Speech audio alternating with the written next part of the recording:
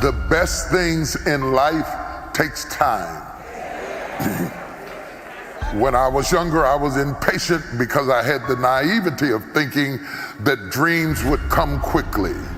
But the best things in life take time. From simple things like food, preparation, to more complicated issues of parenting and marriage, the best things in life take time. People who don't have time to cook don't cook well, because the best things in life take time. You can get married, you can have a wedding in 30 minutes, but it takes years to have a marriage. The best things in life take what?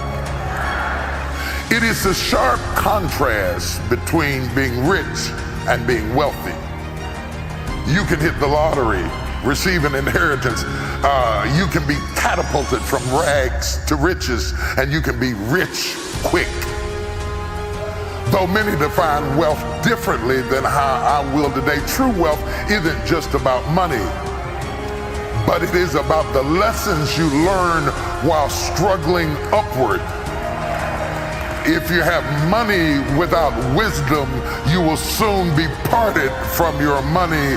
The best things in life take time, takes relationships. You've got the money, but because it was given to you quickly, you didn't build the infrastructure to sustain it. You don't have the relationships to sustain it. You don't have the information to sustain it. And most people who hit the lottery, 70 to 80% of them go broke within 5 years.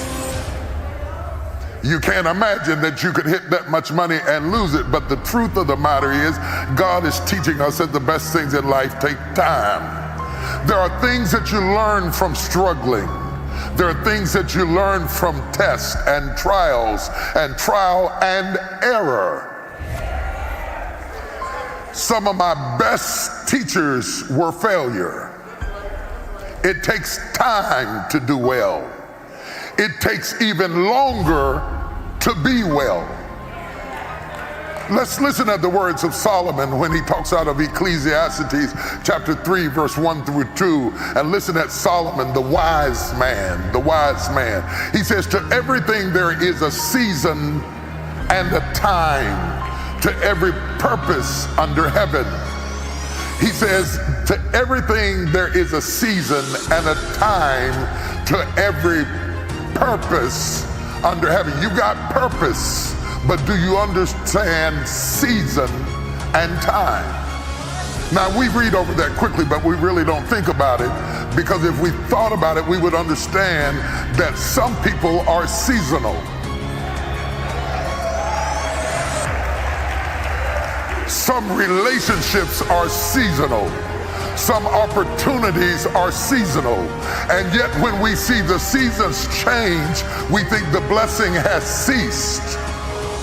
But it is not that the blessing has ceased, it is that the season has changed. There's a great deal, I got a lot of trees in my yard. There's a great deal of difference between how my yard looks in the spring and how it looks in the fall. And by the time it gets to winter, quite frankly, the trees are ugly and barren and destitute. And if you came in the winter and saw it, you would have no idea of how beautiful it would be if it takes time. There is a time to be born,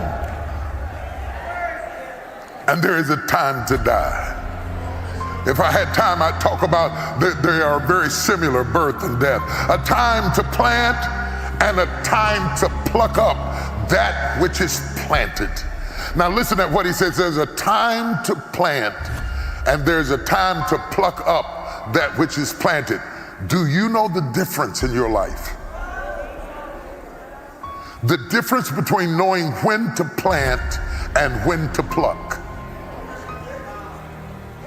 Have you ever asked God, maybe you've asked him when to plant, but have you ever asked him when to pluck up? Or are you intent on keeping that which is planted to the destruction of plucking up that which you have become accustomed to?